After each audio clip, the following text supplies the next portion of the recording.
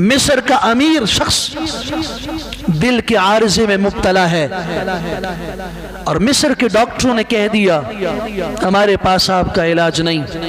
बेटों से कहा बाप को घर ले जाओ, खिदमत करो, इसके पास 2 से 3 महीने हैं,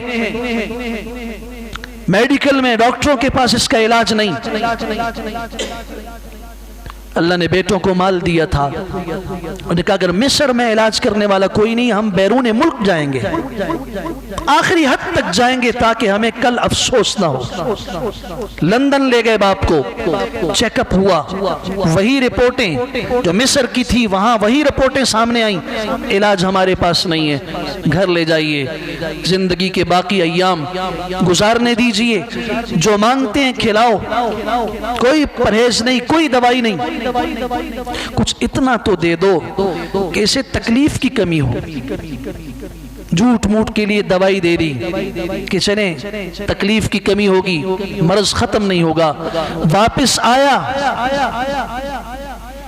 गोश्त की दुकान पे गया गोश्त खरीदने के लिए, एक औरत को देखा, उसके साथ 2 छोटी छोटी बच्चियां।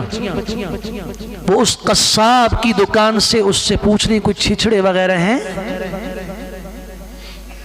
गोश्त से वो जायद टुकड़े जिन्हें तुम काट के फेंकते हो, कुछ थैली में मुझे दे दो। तो ये शख्स उससे पूछता है ये औरत इन छिछड़ों का क्या करेगी?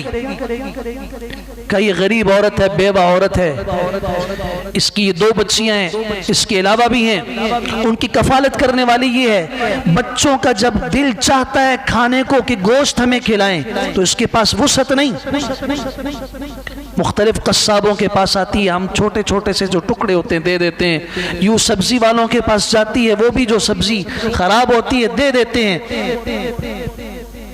जिंदगी उसकी गाड़ी चल रही है, उसकी आंखों से आंसू जारी हो गए। और अल्लाह से दुआ कीजिए अल्लाह हमारे दिल को सख्त न फरमाए। हमारे सामने ऐसे हजारों वाक़यात आते हैं, हम आंखें बंद करके निकल जाते हैं। जितना मैं कर सकता हूं उतना तो करूं ना। ये रुक गया और इसने जो गोश्त अपने लिए खरीदा था, उस जज्जार और कस्साब को साथ लिया, वो दरवाजे पे दस्तक दी, उस औरत के हाथ में दिया और उस कस्साब से कहा मुझे जानते हो? कहा जी आपको कौन नहीं जानता, इसको हफ्ते में 3 दिन गोश्त तुमने देना है और उसका बिल मैं दूंगा। सामने सब्जी वाले से कहा, फ्रूट वाले से कहा, इसको जितने फ्रूट और सब्जी की जरूरत है दो, बिल मैं दूंगा।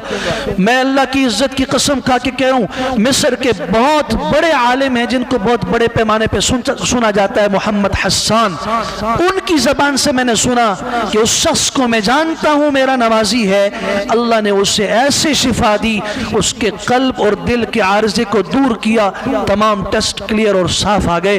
डॉक्टर मानने के लिए तैयार नहीं है कि इसको कैसे शिफा मिल सकती है। ये तो 2-3 महीने का मेहमान था, आज भी वो उन्होंने कहा कि मेरे सामने जिंदा है। जब उसने अल्लाह के रास्ते में सदका किया तो अल्लाह के रसूल सल्लल्लाहु अलैहि वसल्लम ने फरमाया था, मा नक़सा मालु अब्दिन मिन सदका।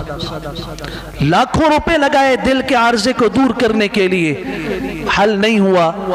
कभी इस तरफ भी तवज्जो दिया करो।